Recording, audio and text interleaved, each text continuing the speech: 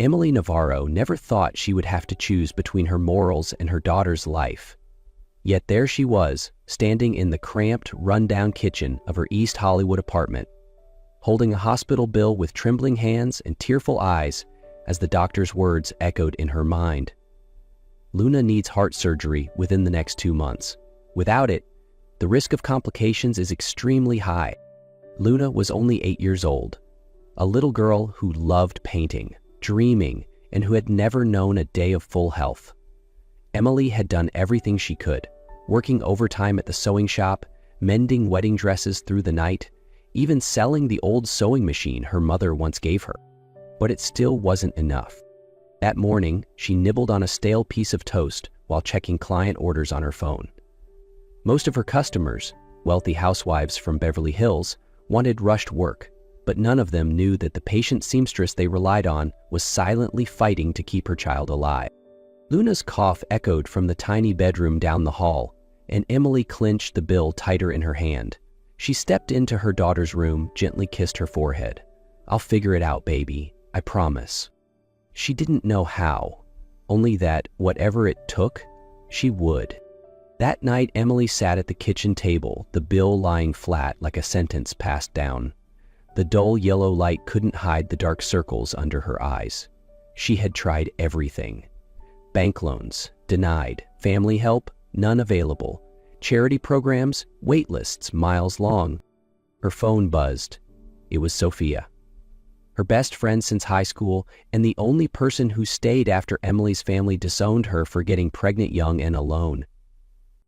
"You hanging in there?" Sophia asked the moment she picked up. Emily didn't answer. She just let out a tired sigh. Luna can't wait for some list to start moving. There was a pause on the line before Sophia spoke slowly. "I know someone. She might help you make money fast. It's not illegal, but it's not exactly what you'd expect to do either." "What is it?" "Her name's Madeline Brooks. She runs a high-end companion agency for upscale events. VIP clients. The pay is really good." Emily gave a dry, bitter laugh. "You mean an escort agency?" "No, not like that. This isn't about sex. These are rich men who need someone elegant and sharp for galas, business dinners. Madeline only works with women who know how to hold their ground and keep boundaries."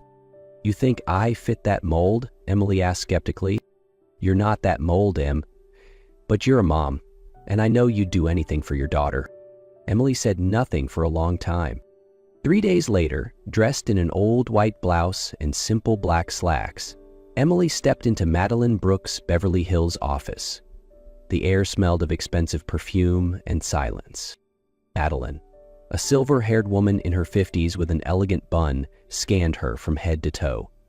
"You have storyteller's eyes," she said. "A woman like you makes people want to listen. I have a client who needs someone to accompany him to a charity gala this Friday. If you accept, your fee will be $2,500.00 for one night." Emily swallowed hard. Just one night. One night to save her daughter. On Friday night, Emily stood in the lobby of the Wilshire Grand Hotel, her hands gently gripping a borrowed clutch from Sophia. The sapphire blue evening gown Madeline had selected hugged her slender figure, complementing her fair skin and the brown hair swept up into a classic bun. No one would have guessed she was a single mother barely holding things together to save her daughter. A man in a tuxedo approached. "Ms. Navarro?" he asked, his voice deep and composed. "Yes," Emily nodded. It was her first time seeing Julian Cross. Tall, striking, with sharp eyes and an unreadable face. As one of the most powerful tech CEOs in California, Julian carried an aura of authority and distance. "We have 10 minutes before the event begins," Julian said as they entered a private lounge. "This is a charity gala for children with heart conditions. Several strategic partners will be present. Your role tonight is to accompany me, engage in small talk when needed, and maintain appearances." Emily looked at him. "Are you always this blunt?" Julian tilted his head, a flicker of surprise crossing his face. "I pay for professionalism, not flattery." She pressed her lips together. "Then you might be disappointed." Julian gave her another glance, and this time, Something in his eyes softened. There was a tone in her voice he hadn't expected. Not submission, honesty, a rare thing in his world. As the night unfolded, Emily found she wasn't lost in the crowd. Julian didn't abandon her, but introduced her as a friend with a keen eye for design. When asked, Emily shared that she once studied fashion design, but had to drop out for her daughter. "You have talent," Julian said as they danced, "but you're burying it." "And you're burying your feelings," she replied. "That's a waste too." For the first time that night, Julian smiled. Not the polite kind, but a real, blooming smile. At the end of the evening, Emily braced herself to leave, expecting him to hand her an envelope. But instead, Julian spoke. "I need a personal stylist. Someone with good taste and the guts to speak the truth. Full-time. Triple tonight's rate." Emily's eyes widened. "Are you offering me a real job?" Julian nodded. "I trust my instincts. And tonight, I didn't just see a companion. I saw someone who matters." Emily stood speechless. She walked in seeking survival, but tonight, life had quietly handed her a second chance. Emily started her new job just days after the gala. Julian's office was in a sleek glass tower in downtown Los Angeles, where everything was cold, precise, and arranged like a strategic battlefield. Yet amidst all the perfection, Emily stood out. Perhaps because she wasn't perfect. And maybe that was exactly why she mattered. Her first assignment was to reassess Julian's entire wardrobe. When she stepped into a walk-in closet the size of her apartment, all she could say was, "Is this a bank or a closet?" Julian gave a faint smile. "I like simplicity." "No, you like boredom," Emily replied, her fingers brushing over rows of identical gray and navy suits lined up like soldiers. Julian didn't argue. He just stood there, quietly observing her, perhaps realizing for the first time that someone dared to speak plainly to him, and he didn't mind it one bit. In the days that followed, they began working in sync. Emily scheduled fittings, explored new designers, and suggested style changes based on who Julian truly was, which she was slowly discovering. After each session, they often ended with small conversations about fashion, work, and sometimes loneliness. Julian started opening up. He told her how his parents had died when he was 16, leaving him and his younger sister, Tessa, to fend for themselves. Emily listened in silence. She knew what it felt like to lose a family. Hers had turned their backs on her when she made one mistake too young. One afternoon, Julian said hesitantly, "I want to meet Luna." Emily looked at him, surprised. "Are you sure? She's shy, and her condition makes some people uncomfortable." "I'm not some people." A few days later, Julian arrived at their small apartment with a box of pastries and a bouquet of wildflowers. Luna, shy at first, soon warmed up to him thanks to his gentle voice and funny stories about robots and tech mishaps. That evening, Emily stood by the window, watching her daughter and Julian laugh on the floor. A strange feeling rose in her chest. Warmth, but laced with fear. Fear that if she let herself dream, it could all disappear. "You really don't have to do this," she whispered as she walked him to the door. "I want to," Julian replied, his voice steady. "Not out of obligation, but for you and for Luna." Happiness is often more fragile than we think. Just a few weeks after Julian met Luna, a sudden blow struck the budding life Emily was beginning to rebuild. That morning, her phone wouldn't stop vibrating. Messages came in from Sophia, from old clients, even from someone she didn't quite remember. They all sent the same link. The front page of a tabloid gossip site screamed the headline, "From Escort to CEO's Girlfriend, Emily Navarro and Her Hidden Past." Alongside the title were images of her entering Madeline Brooks' office, followed by a series of pictures of her and Julian walking together, laughing at another gala event. Emily felt the blood drain from her face. Her heart pounded chaotically. She had always known that this might come one day, but never imagined it would arrive so fast and so cruelly. She called Julian. No answer. She called again, Still nothing. She texted him, "I need to explain, this isn't the full truth." But all she received in return was silence. At Julian's office, the tension was palpable. His personal assistant handed him a printed copy of the article, though he had already read it hours earlier. Julian's face remained stoic, but his eyes were a storm. "Who sent this?" he asked, his voice low and sharp as a blade. When he learned the source was Logan Pierce, his longtime business partner, Julian remained quiet for a long time. Logan offered a justification. "I was just trying to protect you. She doesn't belong in our world." "No," Julian replied coldly. "You were protecting your own ego." The next day, Emily received an official email terminating her contract. Attached was a generous severance payment, enough to cover Luna's medical bills and give her a new start. But her heart wasn't as easily mended as the numbers in her bank account. Luna's surgery was a success. The doctors assured her that Luna would make a full recovery. But even as Emily held her daughter in her arms, she still felt an aching emptiness inside. That night, she sat alone with her old sketchbook.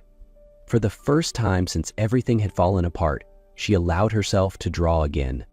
On the bottom corner of the page, she wrote with a trembling hand, "Braveheart, born from pain, stitched together with hope." 1 year had passed. Emily now owned a small boutique called Braveheart Atelier in Silver Lake, a quiet, artsy corner of Los Angeles. The sketches, once born from despair, now hung as finished pieces under soft golden lights. Luna, healthier than ever, sat in the corner doing homework, occasionally glancing up to smile at her mom. One March afternoon, the shop door opened. Emily looked up, and her heart skipped a beat. Julian stood there, no suit, no stiffness, just a man with uncertain eyes and a bouquet of wildflowers, the same kind he'd brought the first time he met Luna. "I didn't know if you'd want to see me," he said softly, "but I couldn't let things end the way they did." Emily stared at him for a long moment. No more anger, just questions that had never found their voice.